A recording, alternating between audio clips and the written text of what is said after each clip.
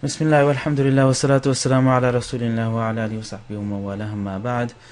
Okay, so we're on our final three passages of week 15, and this will conclude the Qasas book, the first portion, the first volume. And immediately in week 16, inshallah, we're going to start with the author's introduction on volume 2, and then volume 2, I'm expecting it to complete rather quickly. So if it took us 12 weeks to do the first volume, it's only going to take us 5 weeks to complete the second volume of Qasas. And the reason is obvious. The reason is because you have a considerable amount of grammar under your belt and verb recognition, and pretty much we're almost done with all possible verbs. We know the advanced paradigms, and we're also quite familiar and quite comfortable with the irregularities. There's still some of it to come with the naqis, inshallah, that will begin in week 17. Okay, so with all of these tools and devices that have been given to you, the third tarkib, the box method, the second tarkib, the right to left, when you talk about the state, when you look at it from the perspective of whether it's experiencing a grammatical state or not, and if it is, then whether it's showing the state that it's experiencing or not. With the help of all of that, what I want you to do in the second Qasas, inshallah, is to spend time with the book and actually decipher on your own. So I just had a peek at week 16, and there's going to be 10 passages from the Qasas book that we're going to cover in week 16. And we're going to combine 3 passages per video. Instead of the way we were doing it now, that every passage had its own dedicated video, we're going to start combining. And a couple of reasons. First reason is because the passages are very short. They're only a page. The opening passages in the Qasas book, in the second Qasas, they're only a page long. So combining between 2-3 of them is not difficult. The video will still remain within 15 or 20 minutes in length. So prior to accessing the videos, what you need to do is spend at least that same amount of time on your own. Or actually, I would suggest double. So if it's a 20-minute video, then spend about 40 minutes with it. Spend about 40 minutes with the book and try to decipher and try to get to your highest possible percentage on your own using all of the devices. And pretty much doing what I've been doing for you for the last 4 months. Okay, so anything noteworthy, pause, think about it. Okay, occasionally, circle box and try to parse and break down, and just be reasonably confident that you're getting it right. Okay, like if you're totally confused, don't worry about it, because after you've made your attempt, you're going to watch the video and you're going to listen to my translation. And if it's something that I would expect the student to make a mistake on, then I will make sure to comment on it. Okay, so the behavior is now changing because we're moving into the rapid growth phase. We're about to begin our unvoweled text, which is the Hidayatul Nahu book. So this second Qasas is a transition from the first to the Hidayatul Nahu book. So it's going to be a little more swift.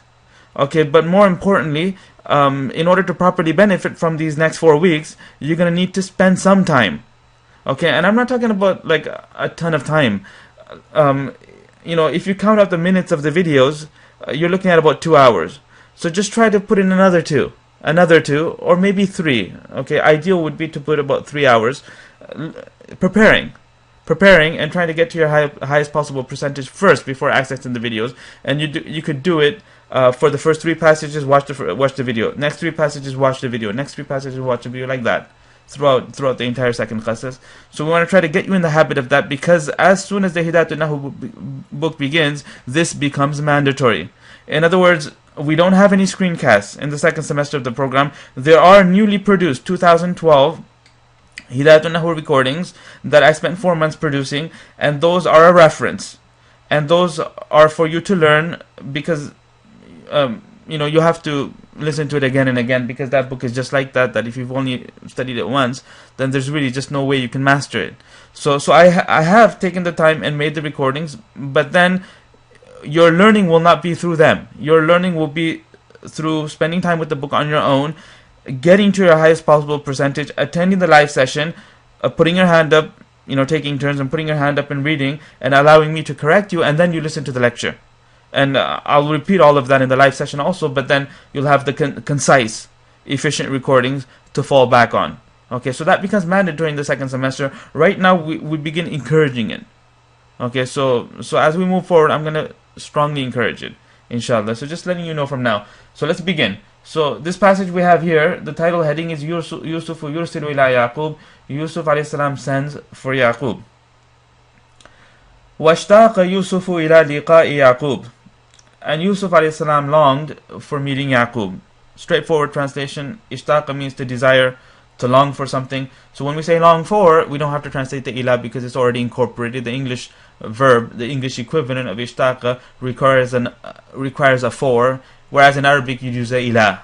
Okay, and we've seen instances like this in the past where one verb in Arabic requires one preposition, but the English equivalent requires a completely other preposition. Okay, so he longed for meeting Yaqub, and the word liqa is a masdar, and you can say this is an example of a masdar mudaf to its object. What would otherwise be its object is formatted in a mudaf mudaf ilayh structure, and specifically this is called an idafa lafdhiya, a spoken level idafa. It's not like Zayd's book, because Zayd's book is when you have two nouns and when you're dealing with ownership. In idafa lafdhiya, there's no ownership, there's no possession, but instead it's what if the verb was used, then the verb would have a fa'il and a maf'ul bihi. So instead what happens is the masdar is made mudaf to what would otherwise be its fa'il or what would otherwise be its maf'ul. And the example that would quickly remind you of this is the inviting his father example, da'watul walidi, and the da'watul Ibrahim. Da'watul Ibrahim was idafa of a masdar to its subject, is fa'il, and da'watul walid was an example of a masdar mudaf to its object, and liqa'i Yaqub is like this second one, mudaf to the object. وَكَيْفَ لَا يَشْتَاقُ إِلَيْهِ, and how would he not desire it? Whereas separation has prolonged. Tala is a madi, prolonged, has prolonged. It's from karuma, by the way. It's one of those attribute type verbs, to be long or to prolong. Okay, but you can't see that because the simple change to alif rule doesn't care what the vowel was. Tawula becomes tala.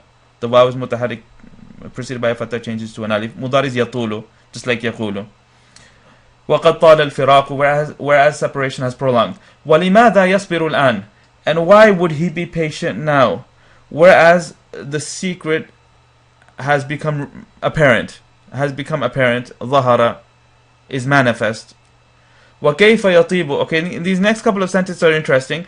Try to make an attempt on the translation of this sentence. وَكَيْفَ يَطِيبُ لَهُ الشَّرَابُ وَالطَّعَامُ. يَطِيبُ is from the word طيب. طيب means good, and it means like high quality, and طيب also comes from the same word. طيب means fragrance, and it's to do with pleasure. Okay, so I'll give you that much of a clue. It's to do with pleasure, and then we have the drink and the food, and then we have a negative sentence with the father, and all three, the drink, the food, and the sleep are being negated.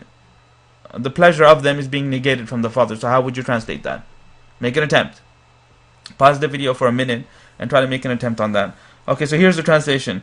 And how would drink and food be pleasurable for him, whereas his father, comma, for him no drink and no food and no sleep was pleasurable. Okay, so the no, I incorporated that, so you don't have to say it twice. Okay, so hopefully that's good. And that second la, the la ta'amun and la manamun, that second and third la are actually extraneous because the waw is already carrying forward the negation from the verb. La yatibu. So sharabun wa ta'amun wa manamun would have been fine, but adding the la second and third time, it becomes a little like neither nor in English. Instead of just combining with a waw or an and, you say this and this were not pleasurable, neither was this pleasurable nor this. قَدْ انْكَشَفَ السِّرُّ, the secret has become revealed. وَقَدْ ظَهَرَ السِّرُّ, and the secret has become apparent. Okay, they're synonyms, near synonyms. Inkashafa is an enhanced verb, it's from infatara, and ظهر is a mujarrad, and pretty straightforward. وَقَدْ أَرَادَ اللَّهُ, and Allah had intended. Allah had intended for the eye of Yaqub to become cool. أَن تَقَرَّ عَيْنُ يَعْقُوبَ. So the eye is the subject. So we're doing this back and forth, like we've told you several times, that it's not from right to left, but instead you have to translate the eye of Yaqub first and then the rest of it later, because fa'il in Arabic is translated before the verb. And Allah subhanahu wa ta'ala had intended for the eye of Yaqub to become cool, and taqarra is a muda'af, qaf, ra. Okay, my question to you is, what bab do you think it's from? Take a guess. Okay, although we haven't covered it yet in the irregularities. Okay, so if you ruled out nasara and daraba, that would be correct, because it's clearly not from nasara and it's clearly not from daraba. Okay, because had it been from nasara, it would have been taqurra with a dam on the qaf. Had it been from daraba, it would have been taqirra with a kasra on the qaf. It's neither of those. So what bab is it from? It's not from fataha because fataha needs the throat letter. Remember that? Fataha, the ayn or the lam position needs to be ayn, hamza ha, ghain kha, ayn ha, and this is ra. Okay, so the correct answer is sami'a yasma'u. And the madi is qarra, and the mudar is yaqarru. Yaqarru. Qarra, you can't see it. You can't see the kasra on qarra because of the idgham.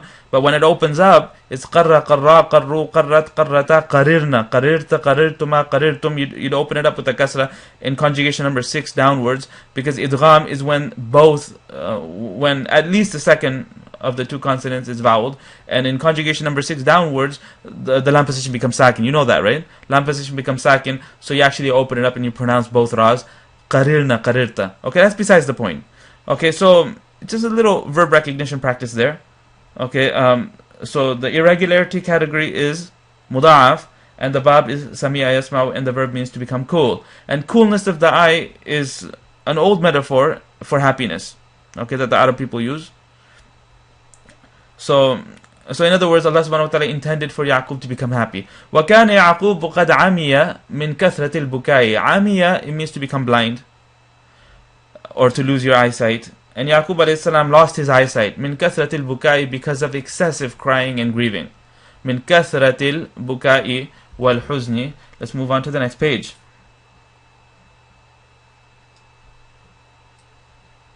Okay. فقال يوسف, so Yusuf alayhi salam said, اذهبوا بقميصي هذا. بقميصي هذا. Okay, notice what's happening here. اذهبوا بقميصي هذا. First of all, the ba is changing the meaning of dhahaba from going to taking. So the translation is take this shirt. Take. Okay, go with, in other words, take. So you don't have to translate that b. But more importantly, this is a phrase. قميصي هذا, it's a phrase. And it's ultimately the majroor for the b. Jar majroor becomes muta'alliq for idhabu. قميصي هذا. Now, if you remember, at least one occasion where it spoke about Ibrahim alayhi salam breaking the idols, and then when they asked him, did you do this? He responded, he said, بَلْ فَعَلَهُ كَبِيرُهُمْ هَذَا. Remember that? كَبِيرُهُمْ هَذَا. And I told you about the ismul ishara in the mushanu ilayh, that generally the ismul ishara in the mushanu ilayh the ismul ishara would be first, and the mushanu ilayh would be second, and the mushanu ilayh would have al, okay, for the two to connect together in a phrase. Okay, wherever it's impossible for the mushanu ilayh to have al, either because of being a name, like a person's name, Yusuf hadha, this Yusuf, or because you can't say al Yusuf, you can't do that, because names, certain names, they don't receive the al, and but other names like Ala Abbas, but then there's other reasoning for that. There's other reasons why a name would have an al. Okay, but in a standard fashion, you can't just go ahead and add an al to a name. So if you want to point and refer to a person and by name and use a hadha, then you would have to invert the structure and say Yusuf or hadha, and that's a phrase. Because the minute you say hadha Yusuf, it becomes a sentence, and you don't want that. The same goes for when that mushanu ilay is mudaf, because mudafs are prevented from having al. So the solution is to invert the structure, and the main wisdom behind it is to differentiate between mubtada and khabar, but the wisdom is not 100% applicable, because here ultimately it's becoming majroor, and a jumla ismiya can't be majroor.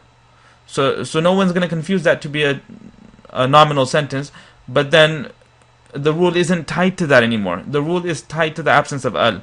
So when here's the rule: whenever the mushanu ilay does not have cannot have al because of either being a name or being mudaf, then at that point the rule is for it to proceed and for the ismul ishara to be delayed, and that's what's happening here.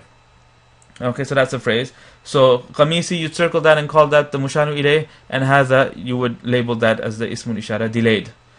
Take this shirt of mine, فَأَلْقُوهُ عَلَى وَجْهِ أَبِي, then drape it on the face of my father, يَأْتِ بَصِيرًا, his eyesight will return. Okay, he will come seeing is the literal translation. He will come seeing. His eyesight will come back to him. Okay, it's okay. وَأَتُونِي بِأَهْلِكُمْ أَجْمَعِينَ, and bring to me your family, all of them. And this concludes the passage. We have a couple of irregular verbs here. Alqu is naqis, lam, qaf, and ya. And the wa'atu verb has come many times already. Hamza, ta, ya are the three letters. And the enabling hamza is not there in the script. The hamza that you're seeing is actually the fa position. And it should have been wa'tiyu, rhyming with wadribu, tiyu, and the ya's dhamma moved to the ta, and the ya dropped from in between, it became wa'tu. And this concludes the passage. Wa akhiru da'wana alhamdulillahi rabbil alameen.